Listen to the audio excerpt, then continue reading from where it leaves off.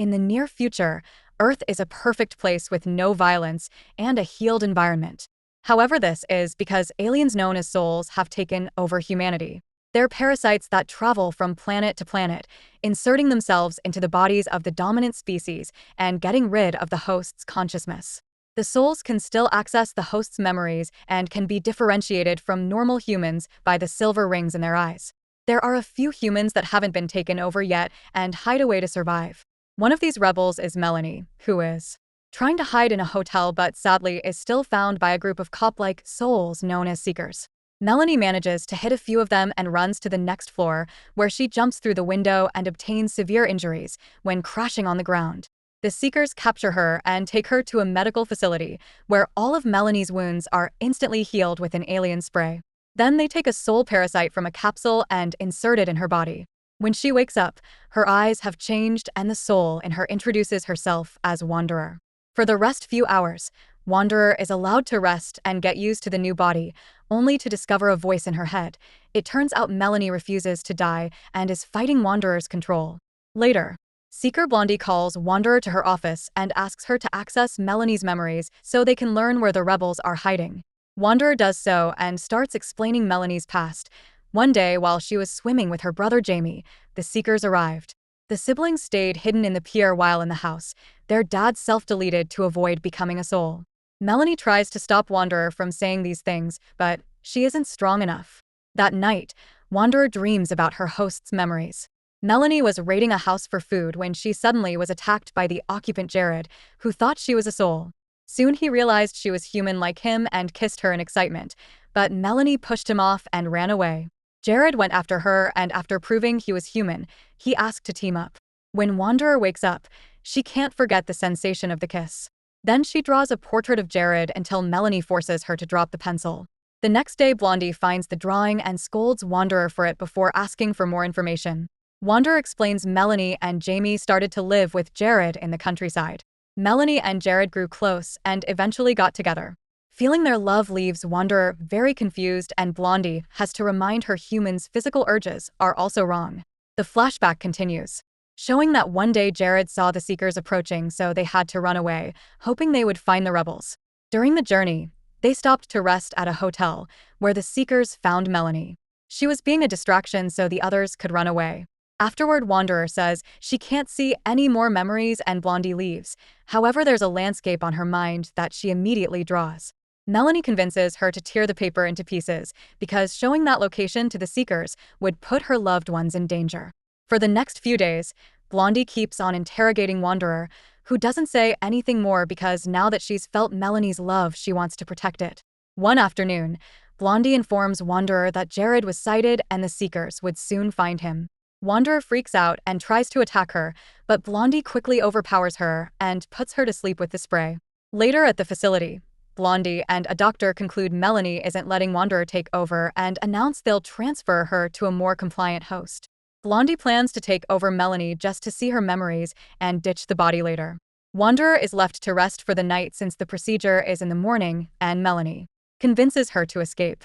She teaches her how to get the door stuck with a chair and makes her jump off the balcony, landing in the pool. A Seeker tries to stop Wanderer, but Melanie makes her turn the spray to put him to sleep.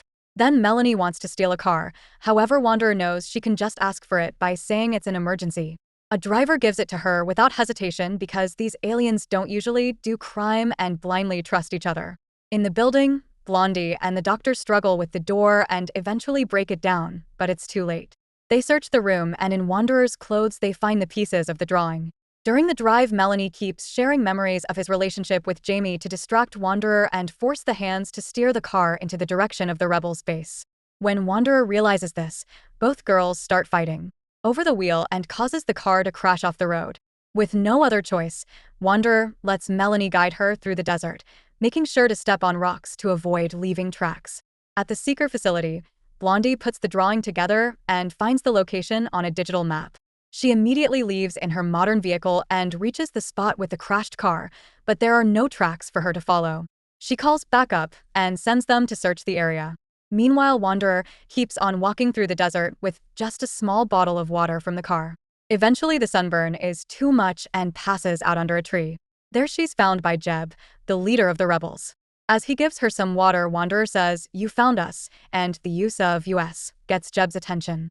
At that moment, more rebels arrive, but they aren't happy. Maggie slaps her while Ian and Kyle want to kill her for being a parasite. However, Jeb keeps them back with his weapon and blindfolds Wanderer to bring her with them. The group enters a secret cave in the mountains where the rebels have been hiding all along. Melanie's loved ones are there, but Jared immediately hits her. Maggie says Melanie should be taken care of by their doctor, like the other parasites, but a shocked Jamie disagrees. Wanderer is given a room and Jamie spies on her through a hole on the roof. Melanie asks Wanderer not to tell anyone about her voice, because they'll think she's lying. Jared guards her room, knowing the other guys will want to kill her.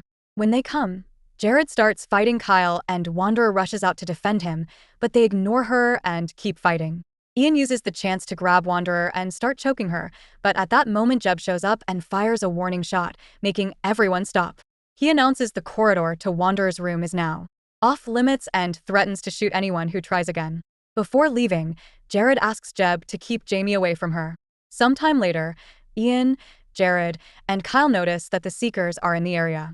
Eventually, the group gives up because there are no clues to follow, but Blondie refuses to leave with the others. Back to Wanderer, she finally sees Jamie spying on her and explains she's taken over Melanie's body while Jeb listens to them in secret. At that moment, the guys come back and Jared reminds Jamie to stay away from Wanderer because she's evil. However, Ian is starting to have doubts because souls usually don't come to the defense of others. In the desert, Blondie gets a call informing that the search team is going back because humans were detected in the area. In the morning, Jeb tells Wanderer he'll call her Wanda for short, and takes her to an underground river so she can wash herself. Then she takes her to their wheat plantation, which they keep alive thanks to some mirrors in a hole in the roof that redirect sunlight. At the same time, the Seekers begin searching the area in helicopters. Soon Jeb hears the choppers and sends everyone to close the mirrors so they won't be seen, getting rid of the reflection just in time. After the helicopters are gone, Jeb gives his weapon to Jamie so he can feel safe while hanging out with Wanderer, not telling him he kept the bullets. Jamie takes Wanderer to see a cave filled with glowworms and Melanie decides they should share the truth. Wanderer explains that Melanie is still alive inside her and a relieved Jamie hugs her. Meanwhile, a group of humans leaves in trucks to search for supplies. They ride a supermarket, and when they're loading the trucks, they're found by a Seeker. Jared quickly knocks him out and puts him in the truck before they drive away. The next morning, Wanderer is invited to harvest the wheat. While she works, she keeps exchanging flirty looks with Ian. Maggie refuses to give her water and Ian shares his. Wanderer enjoys the attention, even though Melanie reminds her he tried to kill her. Suddenly, the sound of the choppers coming back startles Jamie and causes him to get hurt with the scythe. Everyone rushes to close the mirrors again and avoid getting found. The helicopters fly away and notice one of the trucks on the road driving faster than allowed. The guys in that truck open fire and scare the chopper away, but Seekers and cars soon start chasing them. Soon they're surrounded with no ways to escape, so the guys decides to crash the truck to avoid getting caught. In the other truck, Jared and Kyle are devastated to watch their friends die, but they have to pretend to be souls and keep going. The Seeker Blondie notices the hesitation and informs her team. Soon a Seeker car begins chasing them as well, and Kyle opens fire to no avail. Jared stops the truck under a bridge and causes the car to crash against it. Then he and Kyle try to kidnap the driver, but at that moment Blondie arrives and begins shooting at them. The guys immediately escape in the truck and Blondie accidentally shoots the Seeker driver instead, killing him. The other Seekers calling her out on it, saying she's losing control and needs to drop this pointless chase. In the caves, Wanderer shares stories about her people. They've taken over 12 planets with intelligent life and swears they've always lived in harmony with other species. She also reveals she's over 1,000 years old. At that moment, Jared and Kyle return and are furious to see Wanderer sitting at the table like an equal. Jeb stops them from shooting and Ian explains she isn't a threat, but he isn't heard. Jamie cuts in and finally reveals Melanie is still alive in there, yet Jared refuses to believe it and leaves. Ian announces Wanderer can stay in her room for safety. That night, Jared dreams about his naughty times with Melanie and decides to talk to her, although he keeps saying it instead of she. Ian agrees to give them a moment in private and Jared kisses Wanderer, causing Melanie to panic and force Wanderer to push him away like their first time.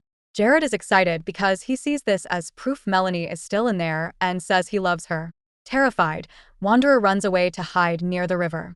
At that moment, Kyle comes looking for her, so she hides underwater. She waits for him to leave and tries to escape through another tunnel, but he's waiting for her and immediately attacks her. After lots of struggle, he tries to push her into the waterfall, but Wanderer manages to punch him and make him fall instead. Melanie wants to let him die, but Wanderer grabs his hand to keep him from drowning. Soon Ian and Jared arrive and help her take him out of the water. Afterward, the doctor checks on both of them and Jeb demands an explanation. Wanderer says it was an accident and Ian doesn't believe her, but since they have no proof of an attack, Kyle gets to stay for now. Then Jared tells Ian to stay away from Wanderer and leaves with Kyle on another supply run. Later, Ian takes Wanderer out of the cave to enjoy the sunlight and admits he likes her.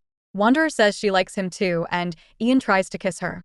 But Wanderer stops him because of Melanie's protests. Ian kisses her anyway and Wanderer asks for time to think. Meanwhile, at the Seeker facility, Blondie continues to watch footage of the area and sees her hand shaking. She refuses to admit she's losing control as she hears a voice in her head. Sometime later, Wanderer notices that Jamie's wound hasn't received proper care. She rushes to confront the doctor and is horrified to discover that the kidnapped Seekers are brought here so the doctor can remove the parasites, which kills them. After calling the group monsters, she goes to her room to cry. Days pass with Wanderer refusing to leave the room or eat. Eventually, Jeb comes to check on her and points out she can't expect humanity to surrender. Wanderer wants to leave, so to make her stay, Jeb promises not to bring any more hostages. He also informs her that Jamie is severely sick because his wound is infected. Worried, Wanderer rushes to check on Jamie as she tries to talk to Melanie, yet the voice isn't responding anymore. She lies to Jamie and says Melanie is fine, but then she rushes to see Ian and asks him to kiss her. Nothing in her tries to interrupt the kiss, which confirms Melanie is gone. However, Ian refuses to believe it and asks Jared to kiss Wanderer instead. This causes Melanie to react and make Wanderer bite Jared to stop the kiss. Hearing about Jamie, Melanie agrees they must do something and Wanderer convinces Jared to take her to the city. Outside the hospital, Jared's knife gives Wanderer some wounds that she uses to get an appointment with a doctor. The advanced spray immediately heals all the wounds, and while the doctor is distracted, Wanderer steals a bunch of spray bottles in her bag. On her way out, she sees a soul capsule and takes it as well. Nearby, a mysterious Spike gets ready to follow them. The duo makes it back to the caves, and the sprays immediately heals Jamie, who instantly feels better. Now the group trusts Wanderer more and take her to their next supply run because she can get all the food legally thanks to her eyes. Moments later, when they return to the cave, they're shocked to see the guard dead on the ground. At that moment, Blondie appears because she had been the one on the bike. She gets ready to shoot them, but Jeb appears and shoots her down first. Blondie is taken to the cave and healed with a spray, which leaves her very confused. Wanderer asks her a few questions and realizes the other Seekers don't know where she went, so they should be safe. After lots of thinking, Wanderer talks to the doctor and says she can teach him how to remove parasites without killing them if he promises not to murder them anymore, which he agrees to. Afterward, Blondie is sedated and the doctor makes an incision, which Wanderer uses to teach the humans how to carefully remove the alien by coaxing it out. The little alien is put inside the capsule she stole and Blondie wakes up as a human again, revealing her original name is Lacey.